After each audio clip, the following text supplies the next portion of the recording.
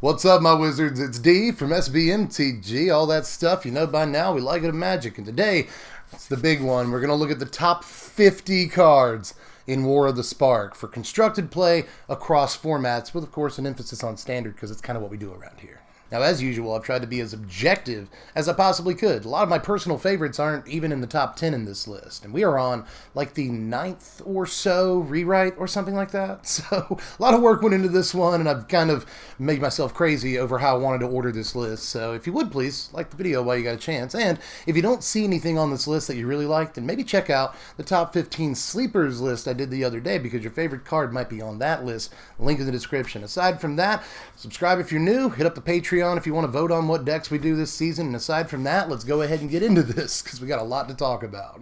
Now, even in the top 50 list, I'm still going to have some honorable mentions. There's a common, an uncommon, and a rare I want to talk about real briefly here before we move into the main list. We're going to talk about Arboreal Grazer, Davriel, and Narcis Reversal real quick. Now, Narcis Reversal might be a very, very good card. A functional sort of remand effect in a way, but also a way to fork your own spells. There's a lot of flex on this card. It looks narrow, but that's deceptive. It's actually not at all. It's a very wide use on this card. As far as Arboreal Grazer, this is actually one of the hottest commons in the set. A lot of people discussing this card, but it's going to have to prove itself.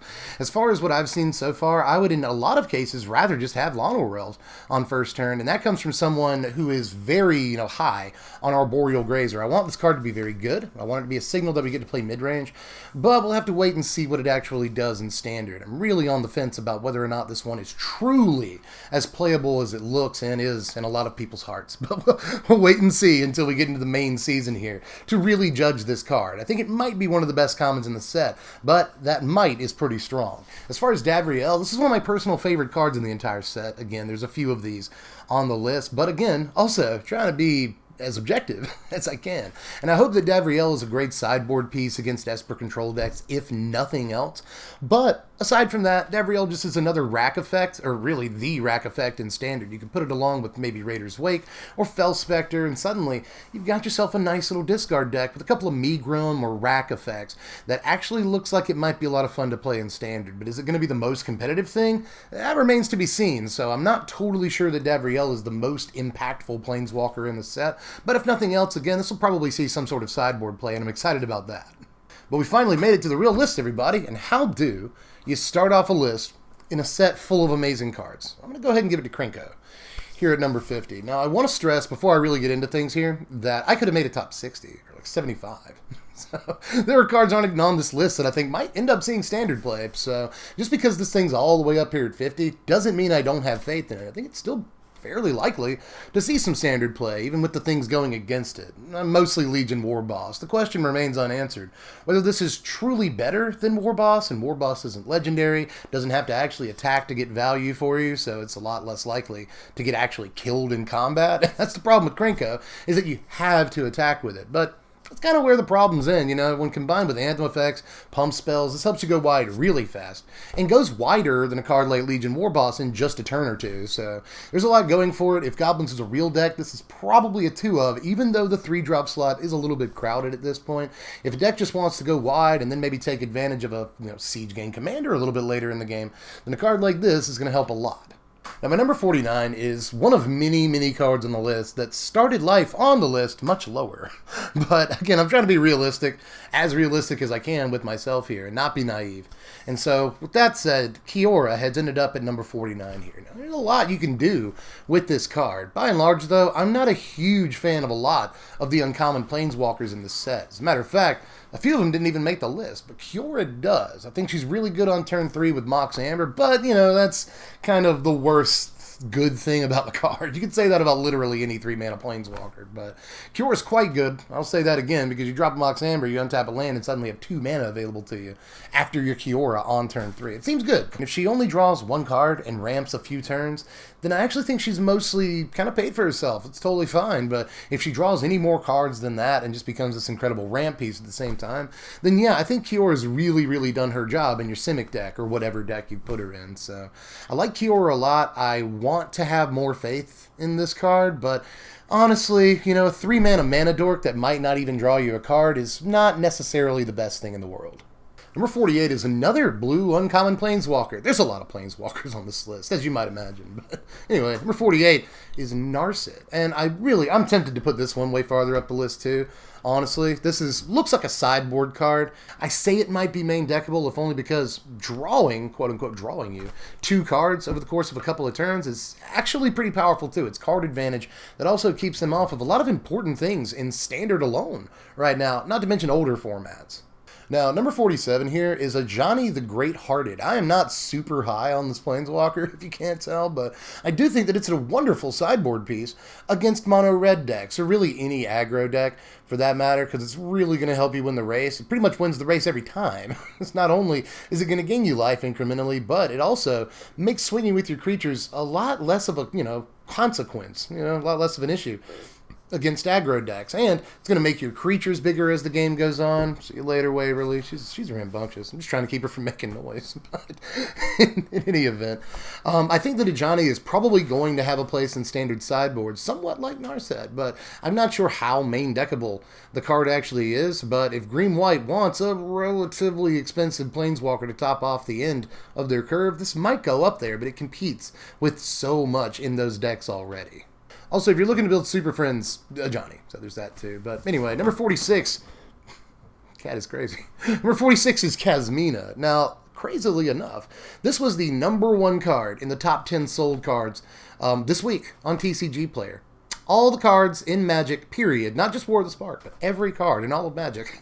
This was the #1 sold card of the week. Now, uncommons and newer cards do tend to be the most sold cards on TCG Player in any given week, but it's a little surprising that this is effectively the most popular uncommon Planeswalker in the set between players right now. So, a little surprised by that, unless there's some kind of crazy interaction I'm just not clued into, and it wouldn't be the first time. But, I've done my reading. I haven't seen anything insane you can do with Kasmina. As far in terms of combos or an engine or anything, but I will say Kasmina looks insane for an uncommon Planeswalker. Even though this only has one ability, activated ability at least, a loyalty ability. The static ability protects it, as does the loyalty ability. A Planeswalker that protects itself in 2 meaningful ways, both from spell-based removal, the cat is insane, both from spell-based removal and from, creatures attacking it in the form of just making creatures to block for it. That's very good, and you get loots. There's a lot of value stacked onto an uncommon Planeswalker here, so I guess I shouldn't be surprised that it's so popular.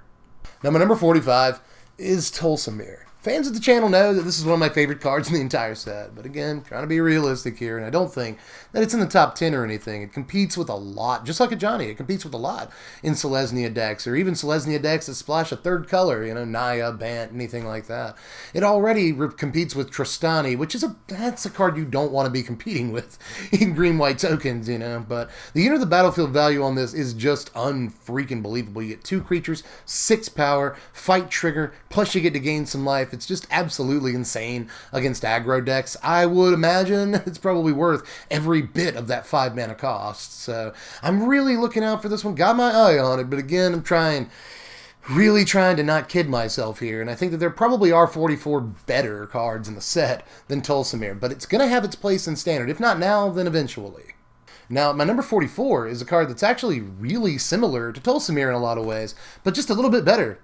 In most ways, at the same mana cost, and that is Enter the God Eternals. This, just like Tulsa Mere, I think is going to be really, really good against aggro, but probably not that great against much else. Against control, this is effectively a 100% dead card. So I'm not sure if it's just a mid-range sideboard card, or if it actually goes in the main deck of like a blue-black tap-out control deck, or just a blue-black mid-range deck, no matter what stripe it is, maybe Grixis of some kind. And again, kind of just like Tulsa Mere, it puts a creature into play, you get 4 power instead of 6 power on 2 guys, but that 4 power also gets you, 4 life, you get to kill a slightly bigger creature than Tulsa Mere gets to kill, and you get a mill for some reason.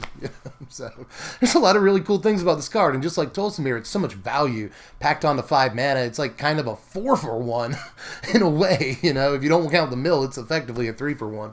So I just think that even at 5 mana, cards like this are definitely cards you've got to pay attention to.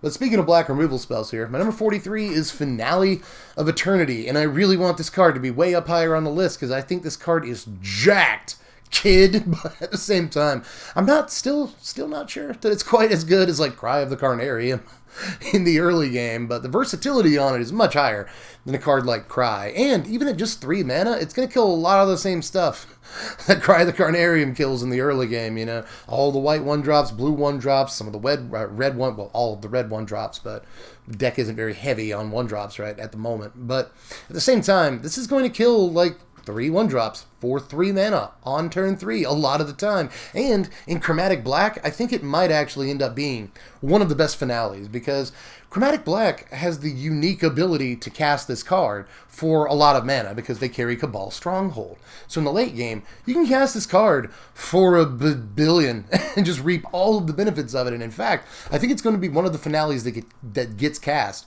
for, you know, X equals 10 or more, you know, a lot of the time. The other finales, except for maybe the green one, do not look like they're going to get cast for X equals 10 or more very often at all. But this card, even though you can cast it for, you know, X equals 1 or 2 or 3, is still going to get cast for X equals 10 or more, like, again, more than the other finales in my estimation. So I think this card could take a just drastic leap depending on how it performs in this format, but I think it's really only good in the one deck. But further elaborating on black removal spells, we're going to talk about the Elder spell here at number 42. This might surprise you for it to be all the way up here at 42 and not a little bit lower on the list. But again, I had to check myself. This was in my top 20 at one point, but it's really just a sideboard card.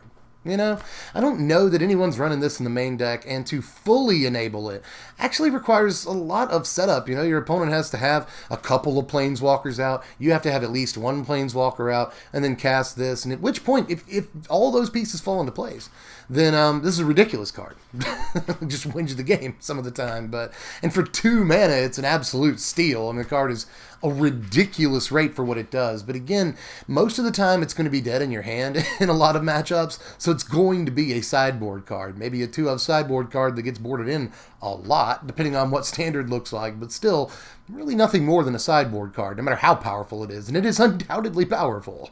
Now, number 41, though, is Doggins Veto, because I'm doing a sideboard party right now. You know, again, this is pretty much strictly a sideboard card, except for the 1 or 2 Esper decks that are probably going to want a 1-of Doggins Veto in the main board. I'm pretty sure we're also looking at a sideboard master right here. You know, this is probably going to just completely replace Negate in Esper sideboards, and it's going to make, you know, Esper mirrors a lot smoother. Let's just put it that way. I won't say faster, at least, but smoother. You know, is probably the word for the situation. So again, just a slam dunk, definitely playable standard card, but more or less relegated to the sideboard, so it's not going to be in the top 10. You got time for one more sideboard card here? There's probably going to be a few more as we move through the video, but number 40 is Ashiok Dreamrender, one of, by my estimation at least, the best uncommon planeswalkers in the set for meta reasons, you know. If there are important tutors in this format, like say Neoform or Mastermind's Acquisition tutor we already have, this card might be actually kind of good, but it also just goes directly in to any mill decks, be they mono blue or Dimir or Esper or whatever. You're making mill, this card goes right into those decks. But it's also got a fair amount of, you know, other applications. It's a graveyard hate card. Note you can mill yourself, but still exile opponents' graveyards, which is a really neat little trick on the card if you're trying to mill yourself, but you're also trying to hate on graveyards. Even in older formats like Modern, this does a couple of important things, so I wouldn't be surprised to actually see it see some play across formats. It all depends, though. Now, my number 39 is Bolus's Citadel, probably for EDH play mostly, but I have cast this card in 2 different standard decks at this point, and it performs okay, you know, it's pretty good in the Grixis Artifacts deck that we'll actually talk about a little bit more in our next entry, but it could also slot into the Chromatic Black deck if that's what you wanted to do. I'm still not sure it's the best play, but this looks really good on the EDH table where you've got multiple ways to enable it, gain life through playing cards, and actually ramp the card out too. Or, oh, you done? You done being sweet? Anyway, I think that this is just one of the most interesting cards in the entire set, hands down, so it's got to make the list in some way, if only because there's a lot of hype around it, and it might actually live up to that hype in a specific format. Again, still not sure about standard. But if anything, if we're talking about like the coolest cards in the set, this is number 1. Now, number 38 is Sakhi Lee, Sublime Artificer. Now, I've got this down as the best uncommon Planeswalker in the set. Now, that's a lot left up to personal preference, because I love cards like this. You know, it reminds me of Sai, but it also has like a Monastery Mentor vibe, you know, playing non-creature spells. It's just going to net you creatures, and that's going to fill your board really quickly. Like, this maybe has, if not the best, one of the best passive abilities on just about any Planeswalker in this entire set. But being able to copy artifacts is insane. There are a ton of applications on the EDH table for that, but also, again, in Standard, you know, copy Gilded Lotus, tap both Gilded Lotuses, cast a Bolus Citadel. I've done it before. You know, there's just so much you can do with this. Copy a Power Stone Shard, and then suddenly you've got a lot of mana. So there's a lot of cool tricks with Sakhi Lee, and I think that there's a deck with her and Sai and maybe even Bolus' Citadel, but I'm not sure you actually have to do that. I think you just get one of your two legends out, or both of them, and just start going crazy and filling your board with tokens. It's a great way to play Magic. It's fun if nothing else, but it can also win you a game or two, and I think Sakhi Lee might be an important part of an important Standard deck. Now, my number 37 is Chandra, another Planeswalker, this one rare, and I think just a little bit better than Sakhi Lee, although I'm not sure, ultimately, that it's going to be in as many decks. But I have a lot of, you know, faith in this Planeswalker, more so than a lot of the community. I haven't really seen much buzz around Chandra, but especially once, say, you know, Experimental Frenzy rotates, maybe this card will see more play. It's just a 4-mana red card that effectively draws you another card every single turn by +1ing, which I think actually is insane. And if your opponent wants to attack into it to stop you getting so much card advantage, they're going to have to take some damage. And if you actually ever do ultimate, that's 7 to the face. And I've seen people say that this ultimate isn't that good. Maybe they're not counting the 7 to the face.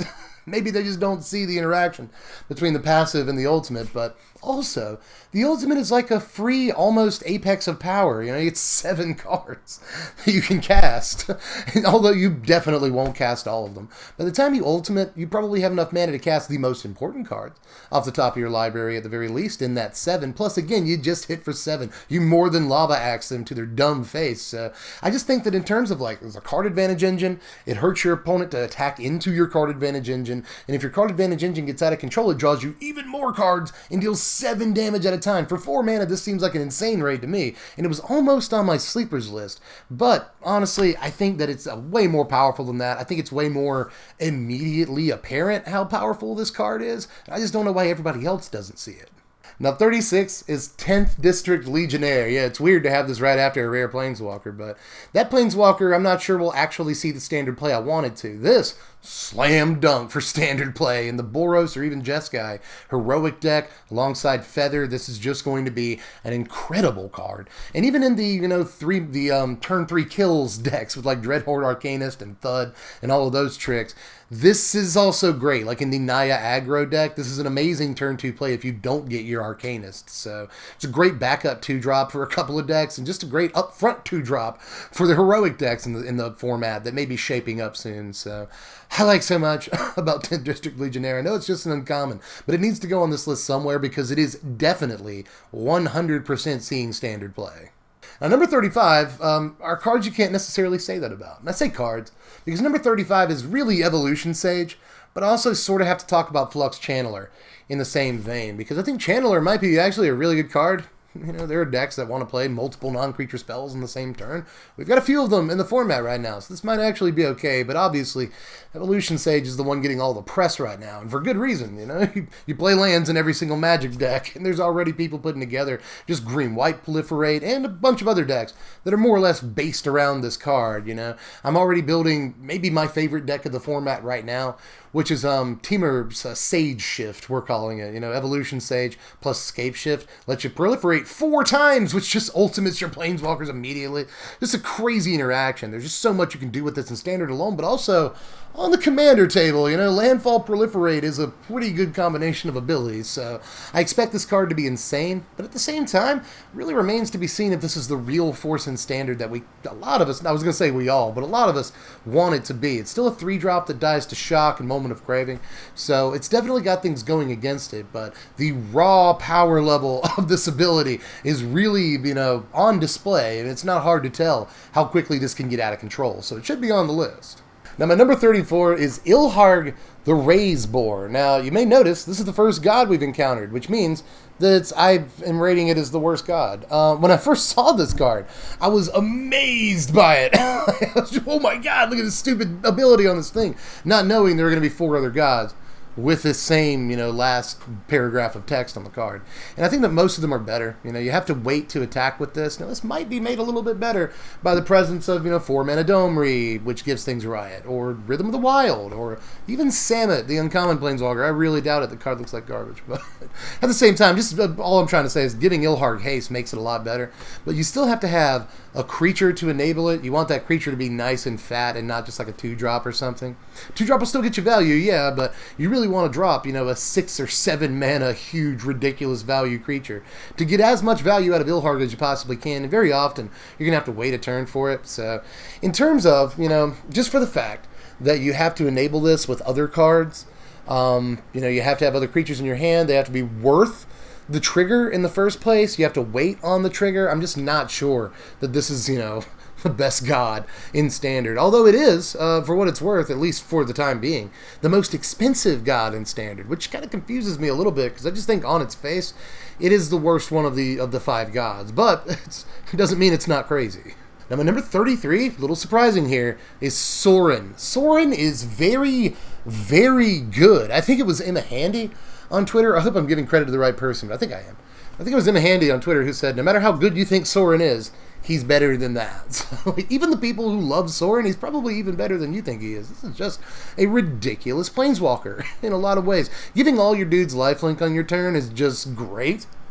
That's just better than you think it is, but the real business here is the -X. -X is insane, and it's even crazier this card is a +2 to go with the -X, because the second turn this card's in play, you can often just get a 6-drop or less out of your graveyard, which is nutso. This might be one of the better Reanimator cards in all of Standard for what that analysis is worth. If you can somehow, get something really spicy into your graveyard, +2 Soren, and then the next turn reanimate it, you're actually on a pretty good schedule in terms of reanimation. It's not like you just cast a Reanimator spell and you have a big creature. You have a Planeswalker and a big creature, which is miles better than just reanimating one big creature, especially considering the Planeswalker gives the creature that you just reanimated lifelink, which is insane. This really helps win the race against aggro decks, but is also really serviceable against control decks because you can get your guys back. There's just nothing this doesn't do, and I think the fact that it goes so well in 2 prime matchups in Standard right now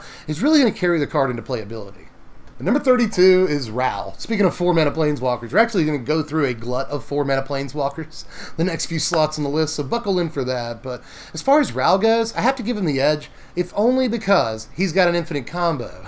It takes like 4 cards, which kind of sucks, but the last time we had a Planeswalker in Standard, there was an infinite combo based around. We had to ban some stuff. This is a lot harder. 4 cards is a lot more than 2 cards as far as combos are concerned. But all it takes is, one small spell that's literally any spell in your deck, an opt, a shock, whatever. 2 expansions in a row, and you have won the game. If those spells resolve, you can just infinitely copy expansion back and forth. And they deal 1 damage every time. So you just kill your opponent. It seems really good. And Ral has some decent abilities. The +2 to Scry isn't great, but at least it's fine. It helps you find the combo pieces, so that's nice. And even if you're not comboing off, copying spells is good. I think that's pretty good, so I like Ral. Number 31, another 4-mana Planeswalker here, is Jace. And despite how hard this thing is to cast, I really got to give it the edge over the other Standard playable walkers I was just talking about, because this is a lot more playable in a format like EDH, where it's just effectively another copy of Laboratory Maniac, And it gives us a playable Laboratory Maniac in Standard, which I am totally fine with. It's also got a pretty good +1, just +1 to draw a card is good. You can mill yourself if you want to, mill the opponent a little bit in your mill deck, but really just +1 to draw a card is actually pretty good. As far as the Planeswalkers in this set, it's not bad, and you can ultimate this to just win. There's also that in your mill deck. So as far as mill EDH decks, mill Standard decks, this is 100% going to be a centerpiece in those lists. But aside from that, it's just another Laboratory Maniac, and we got to point that out too. Card gets an edge for that reason.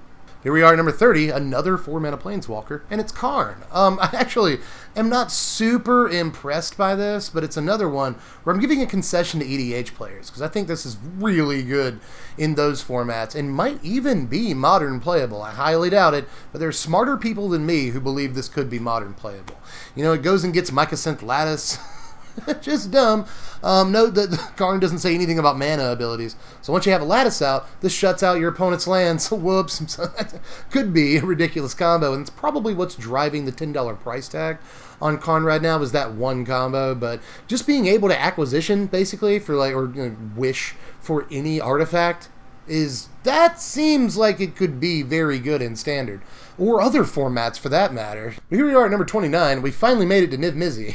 I'm sorry it took so long to get to the Miz, but honestly, I think this card should kind of be all the way up here. I know we haven't even made it halfway through the list yet, but again, as far as EDH playability, I think there's just so much this allows you to do in terms of deck building that I can't wait to give it a shot. But I've been messing around with it in Standard, and it turns out it ain't a half bad card there either. We just had 2 whole sets of gold cards, bunch of gold cards in this set. Not to mention the fact that other sets in Standard had gold cards too. So it's just not hard to enable this. It goes exceptionally well with split cards, but again, we've got plenty of ridiculous gold cards in the format, Thought Erasure and blah blah blah blah. If I named all the good playable gold cards, it would take all night, and we're already going to be here all night. Mizzy is actually pretty sweet. It turns out that a 5-mana play that gets you a giant dragon and draws you 3 cards is good. Who would have thought that? Now, number 28 is Fibble Thib, and it seems weird to go from like a nearly all-powerful reincarnated dragon genius to a little 1/1 homunculus bub, but still, the card is like literally way more castable than Mizzy, and I like Elvish Visionary. You know, this doesn't have the important creature type that Elvish Visionary does, and that's kind of the whole reason Visionary sees play some of the time.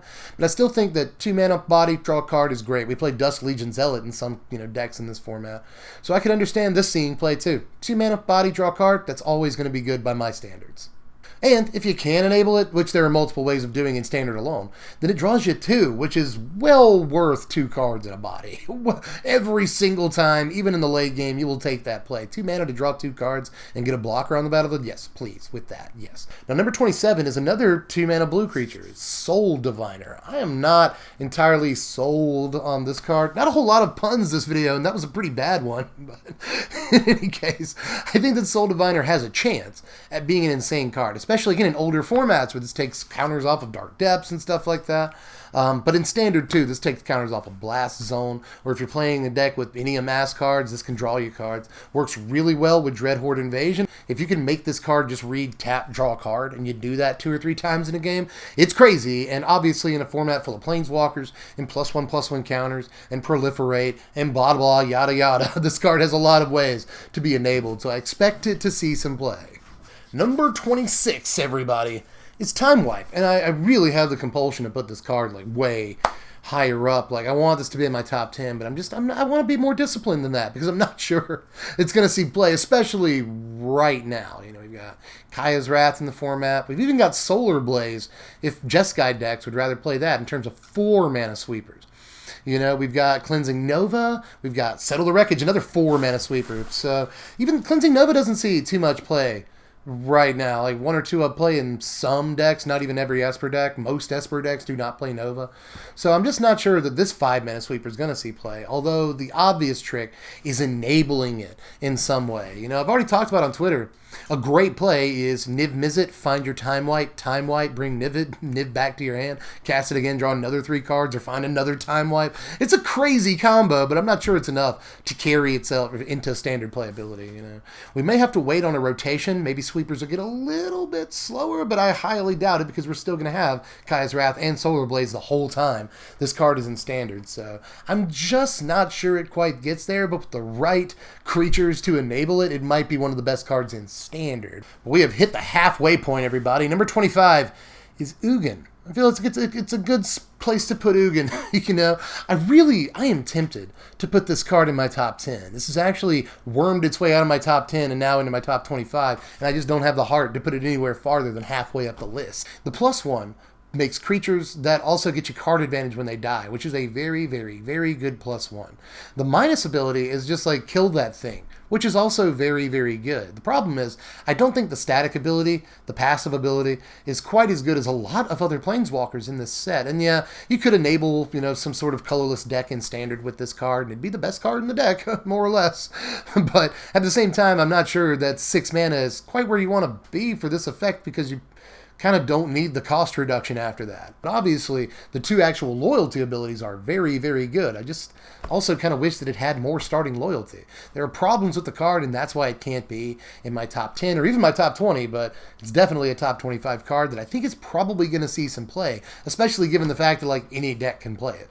Number 24 is Ronis. We finally hit another god, right? And honestly, I was super high on this thing when I first saw it, but I'm not sure how enabled it actually is in this format. You know, it may be really good in a mono green deck. I've already talked about a turn sequence on Twitter here that allows you to swing for like 22 damage on turn 4. You know, it involves like Goreclaw, which goes very, very well just on curve with Ronis. It's exactly where you want to be. And obviously, if you can give Ronis haste, that makes him a lot better too, and there's plenty of ways to do that in this format right now. He's a really good target for Finale of Devastation, a card we'll talk about a little bit lower on down the list. I think that card's really, really good. But I think Ronis is really good too. Honestly, making it into the top 25 means that I'm guessing you're probably going to see some Standard play.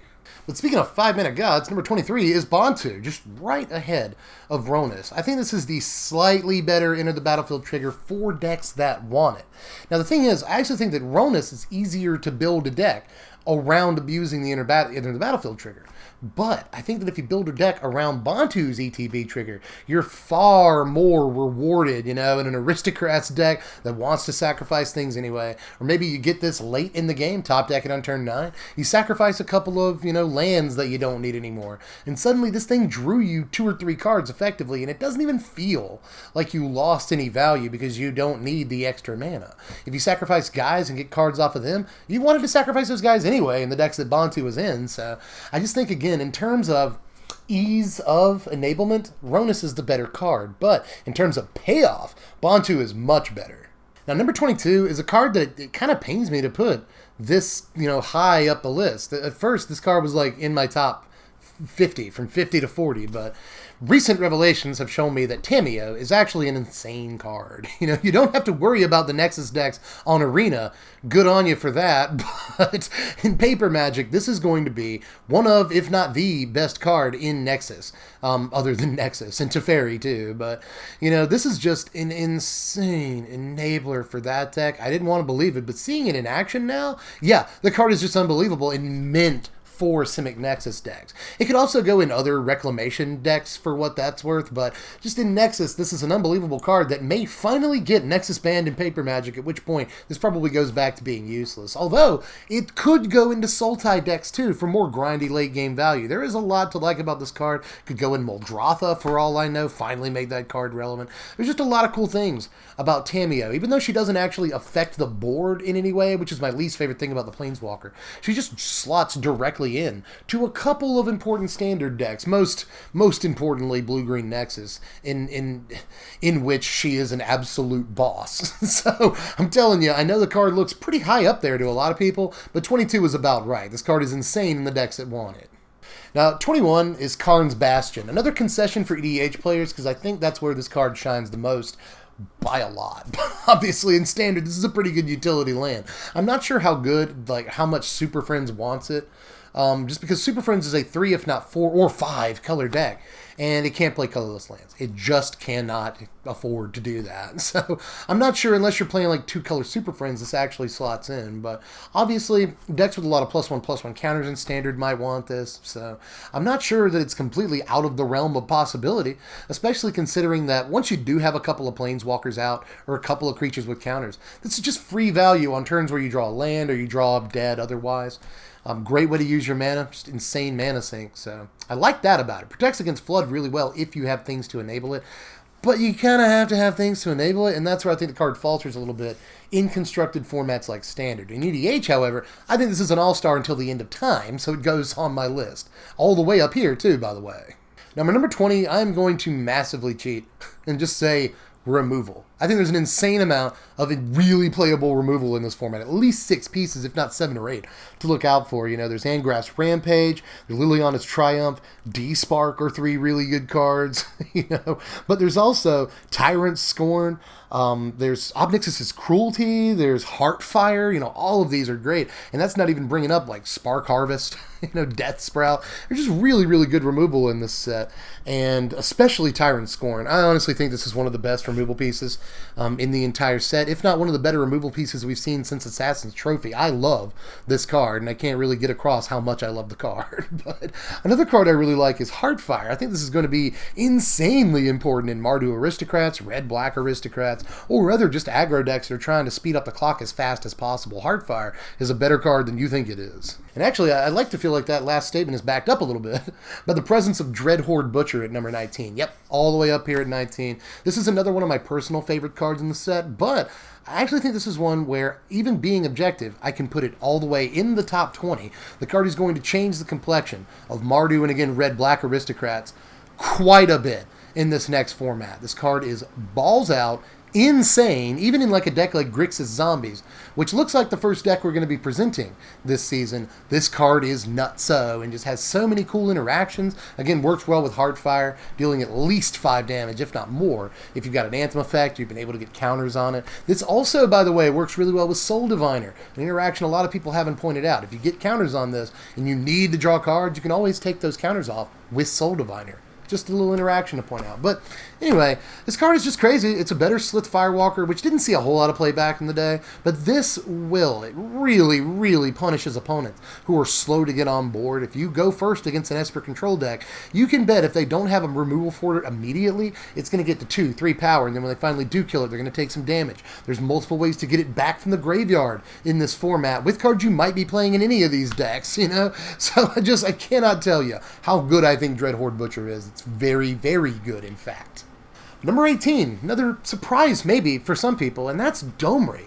I am very high on this, much higher than a lot of the community. I actually just read an article on Haruruya the other day where a guy ranked this, you know, as one of the worst rare planeswalkers in the set. Never going to see play, and I just don't understand that analysis whatsoever. It's a 3-mana Anthem effect with an ability that affects the board, the fight ability. And note, too, the Anthem effect goes well with the fight ability, so keep that in mind. So it's a removal planeswalker for only 3 mana, and it's also quite good against control decks, both ramping you and allowing you to, you know, have uncounterable things on turn 4, or possibly even turn 3 if you Llanowar Elves on turn 1. Get this on turn 2. This sets you up for insane plays for 5 mana on turn 3 that are uncounterable, which is, I don't know what you... Like, again, just like Soren, this is a planeswalker that has an active mode against both aggro and control, but the modes play well against both decks in a lot of ways, you know. So, it's just good to me. I don't see how this isn't good. Now, number 17 here is Oketra. We've hit another god, the next to last god. And yeah, I think this is that good. And I've changed my opinion on it just a little bit.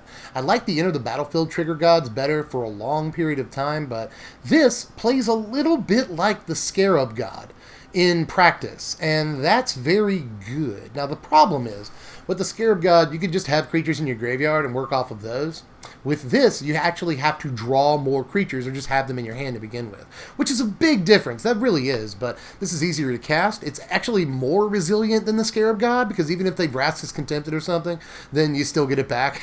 You couldn't say that about the Scarab god, so I think there are pros and cons when comparing it to a card like Bugsy, but it's good in and of itself. You know, I'm not sure that it, you know, mono-colored white decks want to play a 5-drop. You know, but if mid-range is a playable deck in this format, this is probably one of the best cards in white mid-range decks, you know.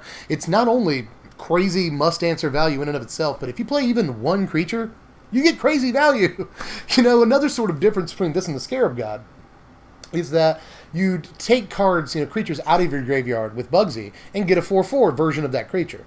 With this, you get both creatures effectively, you know what I mean? Like, you get to play the creature and get a 4/4 on top of the creature you just played, thus giving you even more board state, you know, another big fat creature. So there's just so much about Oketra that I think is good. And even though it has some of the same problems as Illhard, you know, you have to wait a turn most of the time to get value out of it. I don't often like that. I will say that the potential value, I think, is much greater than a card like Illhard.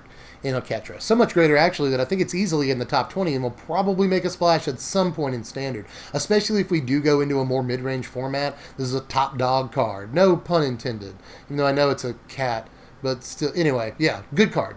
And number 16 is Oath of Kaya, which could have just as easily been in the removal category a few entries back, but I think this is so much more than that. Another signal that we might be able to play mid-range decks in this format, because it's not quite an Esper control card. I think Esper would love this effect at instant speed, but it's not. And so I'm not sure, how good in a traditional Esper control deck that wants to hold up Absorb on turn 3 that this really is, Although, if you do play it against Esper, or if you do play it against aggro in an Esper deck, then it's going to kill something, catch you back up in terms of life. And when you do start casting your Teferis and your, Kayas and stuff, or any other walkers that you're playing, it's going to get you a little bit more value.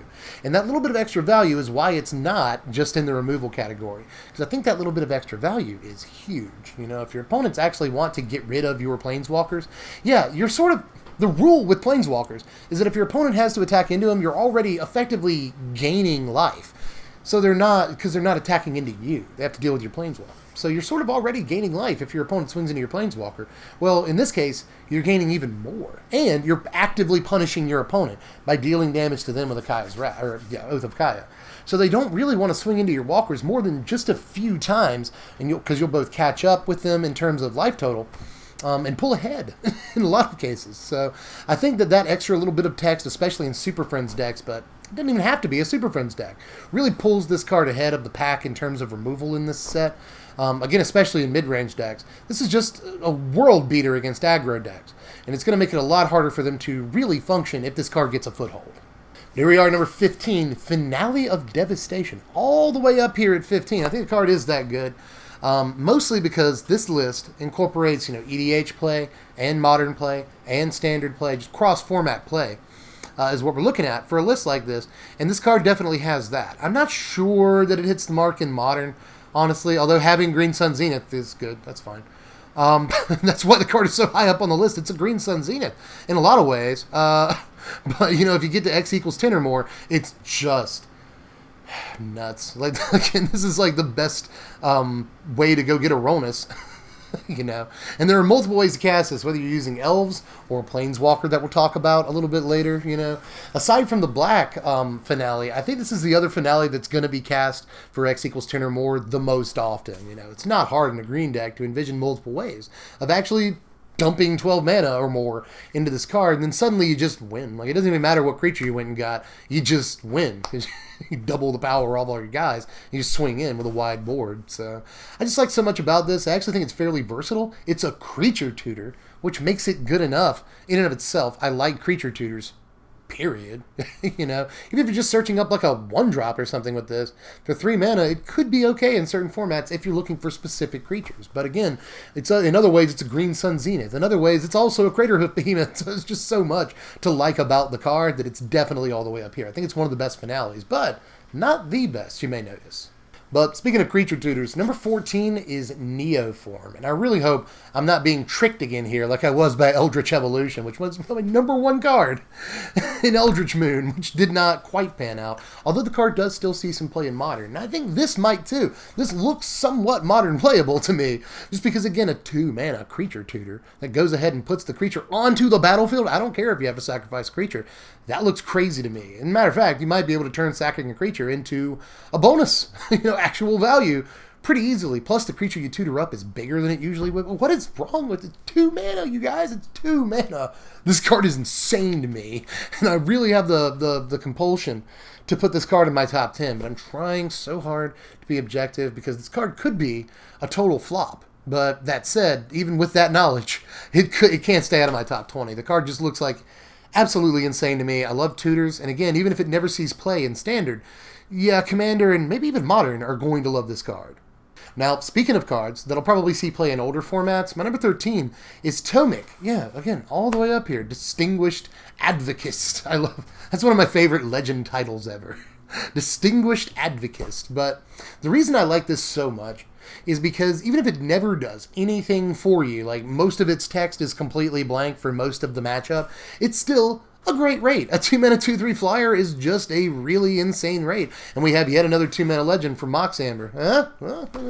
And in Modern, that actually matters, you know, because we have Keyor and Isamaru in the 1-drop slot as legends. Plus now we have this in the 2-drop slot as a legend, and a couple of other cards like Thalia. So Mox Amber looks actually fully 100% enabled in mono white in Modern right now, so you got to point that out too. But this also will turn off like Life from the Loam in older formats, and that seems really good too. There's just a lot to like in terms of, you know, sort of a Death in Taxes or a Hate Bear kind of card. You know, this is just a hoser for specific decks that are really not going to like that you have a Tomac out.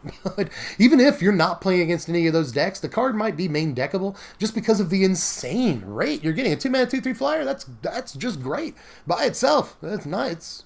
Not every day you're going to see a creature with those kind of stats at that low of a mana cost. So I just like the card all around. Now, number 12 is a card that was in my top 10 for a really long time through rewrites. But I'm going to, again, I keep saying this, I'm going to try to be realistic. I'm going to put Vivians Artbow at number 12. But I'm also going to freak out about it a little bit because this is just green card draw. Even though you have to discard a thing, who cares? Like, every time I talk about Vivians Artbow, there's someone in the comments like, well, you go to discard. Like, yeah, I know that. Like, you can make this into an upside really easily. Discarding cards, you know, we've got ways to reanimate creatures. We got jumpstart cards and stuff in this format. It's just not very difficult at all to turn that into an upside. But even if you have to discard something that you like, which you won't, you know, in the late game you draw a land on turn 8, Vivians Artbow is there for you to make sure that you get business and put that business directly onto the battlefield. This is another sort of pseudo creature tutor, you know. In some ways it reminds me of like a scroll rack. In some ways. Not quite as good, right? But again, this is commander playable until the end of time, even if it never sees standard play, but I think it might. Again, in green-based mid-range decks that want to go a little bit longer or grind, we already have Sultai as a deck that wants to do this. You've got a great card. It also helps you find your gods after they die. You know, the gods go 3 beneath the top card of your library. They go 3rd from the top.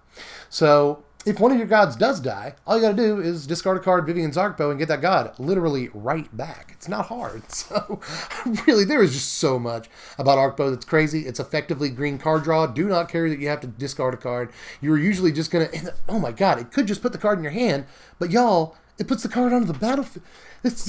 How is this not the best card in the set? Again, I'm trying to be objective and put this at number 12. This card just looks insane. Even if it never sees a day of standard play, it's going to be a scourge in Commander, so it deserves to be high up on the list for that reason, if nothing else. But this looks like a slam dunk standard playable to me. We're probably going to be seeing it for the next couple of years. But number 11, we are almost in the top 10, y'all, is Finale of Promise. My favorite of all the finales. I think this one is a shoe-in to see the most play, which is sort of what we're trying to do on this list, is what cards are going to see the most play, especially in Standard. Although, this is not just for Standard. This is another trick in Modern, a dirty trick where you can play your Ancestral Visions for kind of free. You know, you just pump 2 mana into this. Suddenly you can Ancestral Visions out of your graveyard for that 2 mana investment, which is good. It's check notes, that's good. Now, note that this casts the cards out of the graveyard. And you're casting a spell when you cast Finale of Promise in the first place. So if you actually get the full value, you cast Finale and 2 spells out of your graveyard, well, your Phoenixes come right back. You get all of your Arclights from your graveyard right back onto the battlefield if you cast the full value with this, which can be done for just 3 mana in Standard. You know, a Shock and a Warlord's Fury, and then suddenly all your Phoenixes call back onto the battlefield. So that seems like a card that can make mono red Phoenix, or again, maybe just blue red Phoenix, a real serious deck in this format, and already kind of is. So if only because it goes in that deck, yes, but it's also a commander playable card, to say the least, and it might even be playable in multiple Modern builds. So yes, the card definitely needs to be on the list, and this high up. Let's get it started. The top 10, y'all. My number 10, Who Shakes the World. World Shaker is crazy to me. This is another one it seems like people are sleeping on just a little bit because there are maybe other cards to get hype over in the set, but this is like a green Teferi to me, the 5-mana Teferi. In that it untaps lands, and it's effectively giving you 2 mana worth of, untappage when you untap 1 land because of the passive ability. And the passive ability is crazy. Untap with a Nissa on the battlefield, and you can make as much as 10 mana really easily, like on turn 5 or 6, if you ramped into your Nissa, So that's, it's all crazy. This card goes really well with Finale of Devastation. I alluded to that earlier. If you want to cast Finale for X equals 10 or more, this is probably one of your best bets in Standard for doing that. Just the ramp on this is insane. Note that it works with like Stomping Ground, Breeding Pool, because those are forests. So if you tap it for blue, you'll still get a green. Or if you tap your Stomping Ground for red, you'll still get a green. That's a pretty cool interaction. You know, it protects itself immediately when it hits the battlefield by making a 3/3 hasty guy. You know, it's just, it just keeps making creatures as the game goes on. And eventually, it's going to get all your stuff out of, all your lands out of your deck, just throw them onto the battlefield, which at least thins your deck. And at the same time, gives you this insane ramp too, if you didn't already have that. Like, I can see a world where you produce 16, 20 mana after a Nissa ultimate really easily. So there's just so much about this card that screams high power level to me, and I'm not sure why other people are seeing it. To me, it's easily in the top 10. But number 9 is Liliana Dread Horde General. Another pretty expensive Planeswalker, one of the most expensive in the set. Next to Egon, these are the only 6 mana Planeswalkers, but I think this one is way better than Egon. Now, not every deck can play it or anything, but the decks that do want it, it has 3 different insane abilities, plus maybe the best passive ability on any Planeswalker in the entire set. It gets you a Midnight Reaper that doesn't damage you, and abilities that play into its own passive, you know. Sacrifice a couple of guys, draw a couple of cards. Your opponent's down creatures, you know, they're down cards. You're effectively not. Plus, this can create tokens to then sacrifice if you want to do that, you know. The ultimate is only a couple of turns away. That's really important to note. The ultimate's only like 2 or 3 turns away from the starting loyalty on the Planeswalker, and it just says you win the game. You know, your opponent has to get rid of all but one of everything, including lands, if you didn't notice that. So you just basically win if you can actually ultimate a Liliana. And it's, you know, more easy to analyze, or it's actually more worth it to analyze this Planeswalker's ultimate than usual, because it's so easy to get to her ultimate, you know, especially proliferate in the format. So easy. Really not much bad you can say. The only bad thing about this Lily is the casting cost, but this is, to me, looks like a much better card than, say, Vraska Relic Seeker. And that sees standard play from time to time. And this looks pretty much on the level with a card like Elspeth, which was also 6 mana and saw all of the standard play.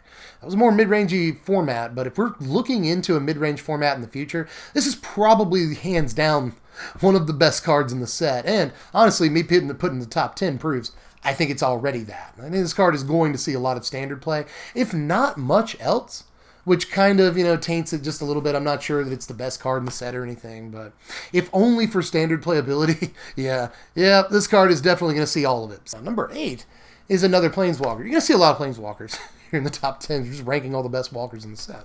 Number 8 is Ferry. Now, yeah, I was a little bit harsh on this card when it first came out, but it's really grown on me. 3 mana is a crazy rate for what this thing does. Although, I will say, even though it does affect the board, in some ways it doesn't affect the board enough. You know, the passive isn't going to be good in most matchups other than Esper Control Mirrors, where I think this card shines. Again, this might just be a sideboard card, which I've said in the past, against Esper Control, for Esper Control, but this looks main deckable too, if only because this will send things back to their hand against aggro, and even allow you to cast certain sorcery speed cards, sorcery speed spells, as instants, which might actually be a big gain for those decks. All in all, though, the card, again, it's one of those cards that looks decent against aggro because it's got at least one good ability against them, and just extremely overpowered in the control mirror. So I think the card is not going to necessarily be everywhere in Standard, but these Esper decks might switch from Kaya to this. Board Kaya, bring this in. Or they might keep Kaya in the main deck and board Ferry. Either way, we're going to see an awful lot of this card in the coming format. But all the way up here at number 7, we see our final god, Calfnet. To me, easily heads and shoulders above all the other gods. This is easier to cast. It's a lower casting cost than every other god for no apparent reason. It's got very good stats for its mana cost. It keeps coming back over and over, and the value this can get you over the course of a game is unbelievable. Now the problem is, it will occasionally whiff, even in a deck with tons of instants and sorceries. And I will say, I've gotten a couple of patrons that have sent me deck doctors, and they've got Calfnet in decks with only like 8 spells. And I don't think that's how you want to play Calfnet. I do think this belongs specifically in decks that have 18 to 22 or more instants or sorceries you can play, so that you almost always get a pseudo like miracle trigger with this thing. And even then, that's only like 1 out of every 3 draws that you'll actually get that. And it's got to be your first draw of the turn too. So, you got to enable this with a bunch of stuff that allows you to cast, draw cards on your opponent's turn too. Opt, Chemister's Insight, and the like. Because you want to get the value on your opponent's turn too. Note, the card allows you to do that. But even if you only ever copy, say, 1 or 2 spells that you've drawn with a Calfnet, I think you've gotten enough value out of it. A 4-mana, 4/5 flyer that keeps coming back over and over is a good enough rate to play by itself. But the moment this copies, say, a cast down that you've drawn, allows you to kill something and keep the cast down you just drew, it's just unbelievable. Again, this copies 1 spell, and I think it's put in a massive amount of work for you, so it's definitely in my top 10. Now, number 6 is an uncommon. In my top 10, it might be a little surprising, but it's actually not that surprising once I tell you what it is. Number 6 is Cruel Celebrant. Better as far as, making Mardu Aristocrats decks real. This is better than all the other cards I've already said do that. Dread Horde Butcher and Heartfire are great cards for Mardu Krats, but this is the card that's going to make it a real deck. We finally have like a real Blood Artist or Zulaport Cutthroat, however you nomer these creatures.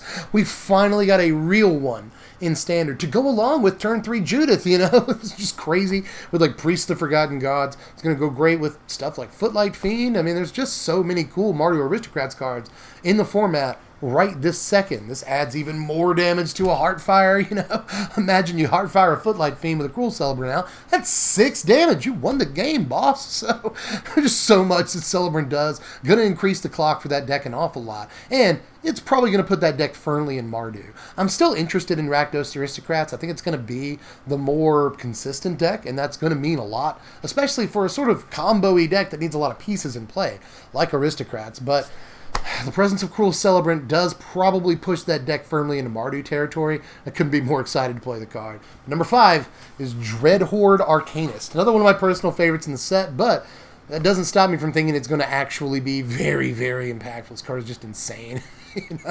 This is going to be maybe decent in Modern as kind of a red Snapcaster, but I really doubt it. I think most of the play here is in Standard, but it may change the face of Standard too. This goes really well in the Jeskai Feather decks, or just any 3-color Feather deck for that matter, but it obviously goes well in Red-Black that tries to, I've seen this, it tries to recast like Duress and stuff over and over, just a scourge against control decks, but it also gets access to, pump spells like Samet Strike and stuff like that.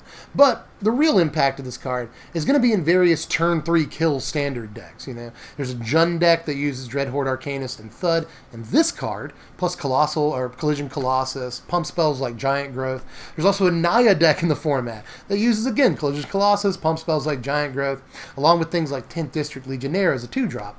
And Thud to make this just make the deck go off as quickly as possible. Dread Horde Arcanist is kind of the most important piece in any of those turn 3 kill decks, because you go turn 2 Arcanist into turn 3 like Collision twice plus Thud, win the game after a shock or something. It's just the things this thing allows you to do in Standard are just nuts, and the card must be killed on sight or it's going to do some pretty disgusting things. But here we are at number 4, just barely out of the top 3. It pains me to say that Nikki B is my number 4. I think this is easily one of the top 3 Planeswalkers in the entire set, though. It's probably going to see some EDH play, especially if you have the kind of group that has house rules that allow you to play any Planeswalker as a commander and not just the ones that came in the commander sets. A lot of play groups like that out there, in which case Nikol Bolus is a crazy Planeswalker commander, but in Standard this is insane too. Obviously this looks great in a Super Friends deck, especially Super Friends decks that include a bunch of walkers that +2. If you can get to +2 in your Nikki B, you are in business, sir or madam, because this ultimate is crazy. But the real biz on this card is the first couple of loyalty abilities. The plus and the minus are just crazy. The minus is one of the best minuses in the entire set. Just kill that thing, which is very good. I shouldn't have to tell you that, but the plus is where all the action is, and that's why the card is even in my top 5 or 10 to begin with. This card was in my top 25 when I first started making the list, but the more I think about it and the more I experience it and see it, the +1 is just probably the single best +1 in the set, if not, that we've ever seen on a Planeswalker. Just think about Teferi's Ultimate. When Teferi Ultimates, you draw cards, your opponent has to exile permanents. Well, this makes you, you don't have to go through the trouble of ultimating it. You just +1 in every turn. Your opponent exiles something. Once they run out of cards in their hand, they start to exile stuff. on the battlefield, you know, and it's just turn by turn gets better and better and better. Even if they deal damage to it, as long as it stays on the battlefield, you get to your next turn, you can +1 it again, and it just 2-for-1s every time you +1, draws you cards, takes away from your opponent, and eventually it's going to start running them out of permanence sooner rather than later. This is just maybe, again, I'll reiterate just for maximum impact, maybe the best +1 I have ever seen on a Planeswalker, and in practice, this is a disgusting ability. But we made it, boys and girls. Top 3. What could possibly be my number 3? It's Feather. Feather is just a bonkers card. By every analysis I can make, you know, I guess it's not great when you're behind or when you top deck it late, you don't have any other spells to play. I guess it's not great in that situation, but it's just extremely overstated. It's got like serendipity stats, you know, 3-mana, 3/4 flying. We don't see that every day or really ever anymore. It's insanely overstated. So even if you never actually get any real action out of the text on the card, then it's still pretty good. You know, it pays for itself in terms of rate the moment that you play it. But if you can recycle spells with this even once or twice, my God, it's crazy. Like, you can just keep recycling Defiant Strike and drawing cards if that's what you want to do. But this works insanely well with like Dive Down. Like insanely well with Dive Down. Jeskai Feather is a real deck that I think might be one of the most important, standard aggro decks. Unlike these turn 3 kill decks, the deck is actually consistent, cares about protecting its own creatures, and isn't dead just because it gets its board blown away in the first few turns. You know, Jeskai Feather is one of the more resilient aggro decks in the format, and Feather himself is one of the best reasons for that. Getting extra value like this, especially against control decks, but even to help win the race against aggro decks, is very, very good, and I shouldn't have to tell you that. Just in terms of stats for the mana cost, Feather is already in my top 10, but when you actually look at the text on the card, it's nearly broken, so it's definitely top 3 material. But my number 2 is, by my count, the best Planeswalker in the entire set. That is Gideon Blackblade. Gideon is just nuts. I mean, like in a 3-mana 4/4 indestructible that also doesn't take damage because that's just how Gideon does things. You know, I'm both indestructible and don't take damage just for maximum redundancy. It does matter in some situations, don't get me wrong, but still. That's, for 3 mana, that rate is unbelievable. You may notice I'm putting a lot of emphasis on rates in these last few cards, but that's because this is just undeniable. 3 mana 4/4 indestructible is crazy even with the high concentration of good white 1-drops, 3-drops we already have. Banalish Marshal, History of Benalia. This is an easy 2 or 3 of in those decks. And after History and Banalish Marshal rotate, this is the white 3-drop du jour, for the rest of its tenure in Standard, I would imagine. It's just unbelievable, and I haven't even talked about the -6 yet, which is, like, it doesn't take that many turns to get to it, by and large, and it just exiles a thing. It's crazy. Like anything that's non-land. That's unbelievable, and it's not even hard to get to. You know, it gives these white aggro decks, even mono white, but also, 2 and 3 color mid-range decks that carry Gideon. It gives them a crazy removal piece that's extremely reliable, very good against things like Kindling Phoenix too. There's just a lot to like about this card, and that's not even talking about the +1. This is just on its face one of the best cards in the set immediately, and it doesn't require much explanation, but once you actually play with it, turns out it's even better than that. But here we are at number 1, my favorite card. Well, I won't even say that because, again, I'm trying to be objective here. I think this is the best card in the set across formats. Do remember that I'm trying to measure cards based on how playable they are in multiple formats, and I think that Blast Zone is playable across most of them. So it's my number 1. Very little opportunity cost. It just kills stuff. It's just a land that kills stuff. It gives mono green and mono blue ways to do that they otherwise wouldn't have. I actually think that between Nissa, Vivians Artbow, there's a mono green control deck out there somewhere that we can mess around with. So I just, Blast Zone is crazy. It goes in decks that already have removal anyway. It goes in decks that don't normally have removal. Really, really crazy with, say, Soul Diviner. Takes the counter off of it. That allows you to kill tokens and stuff. But even against, like, mono white, mono blue, this allows you to just blow up all the 1-drops on turn 4 when it comes out. So I just, the card looks absolutely nuts to me, and I've really only talked about the standard applications. Obviously, this has tons of modern applications, legacy applications even, where this allows you to play, you know, effectively another copy of like Ratchet Bomb, or Powder Keg, or Explosive Engineers, or excuse me, Engineered Explosives. But it doesn't have a casting cost. Just literally any deck can play it too. It's just, I don't know how Blast Zone could not be the best card in the set, especially if you're trying to judge cards by their play in a various number of formats. You know, like what card is going to see the most play across the most formats? Blast Zone, without a doubt, #1 in my book.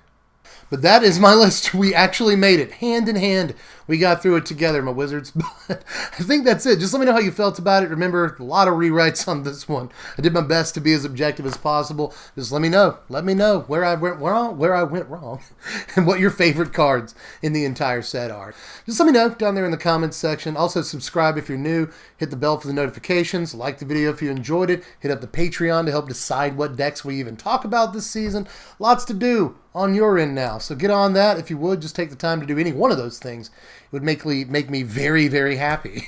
But aside from that, I guess I'm done for this one. Hope you guys enjoyed it. A lot of work went into it. I am Deb from The Place. Thanks for watching, my wizards. Spread love and be kind.